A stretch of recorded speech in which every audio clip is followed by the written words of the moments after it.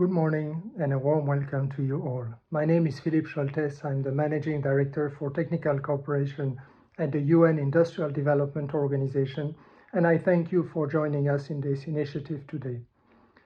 Companies, whether large or small, whether regardless of the industrial sector in which they might be working, are deeply affected by the COVID-19 crisis nowadays.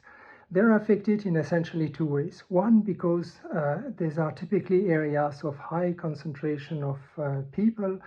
You have workers at the shop floor, you have managers in the back offices, you have people working in the warehouses, in logistics and so on. And these are the bursts of economic activities that are directly affected by the confinement measures, by the sheltering measures that are put in place by governments in a growing number of countries nowadays.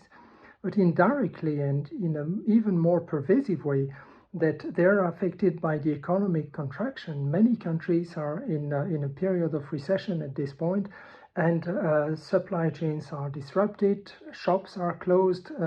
Clearly, the environment in which industrial activities should operate is not there, it's totally disrupted. So we are in contact with these kind of companies on a daily basis. This is what UNIDO does. We work with companies in about 110 countries. We work with industry associations. We work with governments and in public institutions that set up the framework conditions that allow these companies to operate and to move towards inclusive and sustainable industrial development. We had put in place a few years ago, with the help of the Swedish government, a platform of exchange that we call the Learning and Knowledge Dissemination Facility, where companies that have good practices, that have developed, tested a good practice in certain fields of activity, are willing to share this knowledge with other companies and avoid them perhaps some mistakes that they themselves did as part of their learning process. And we believe that the time has come perhaps to pivot, to redeploy this facility, this platform, in a way that may provide effective support to the COVID-19 reaction. And we are launching today, I'm very proud to be launching today two initiatives along those lines. The first one is in the current scenario of the crisis, where we believe that your companies that have managed somehow to ensure some continuity in your business operations might have a recipe, might have some good practices, some ideas that you would be willing to share with others. And what did it take? What kind of measures you set up in your production facilities? What kind of, let's say, hygienic practices you introduced? How did your workers respond to this? What kind of training, what kind of coaching did you offer them, and so on? So this would be the first initiative that is the voice of industries, as we call it, and that is the immediate scenario of the crisis as it hits all of us at this point.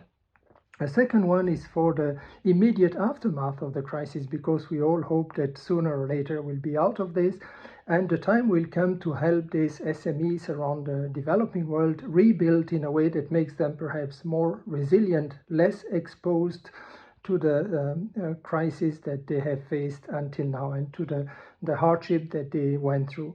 So that might be the time to introduce new technologies, perhaps more digitalization, perhaps more automation, less concentration of people in the same place at the same time. And together with the introduction of new technologies comes very huge requirements for training, for capacity building, for coaching, for mentoring. And that is where we believe that your experience as industry leaders in your respective fields can inspire change in developing countries also. And we would count on your support over the longer term this time to help this transition take place in an organized way. So I thank you very much for your support, and all success to all of us. Thank you.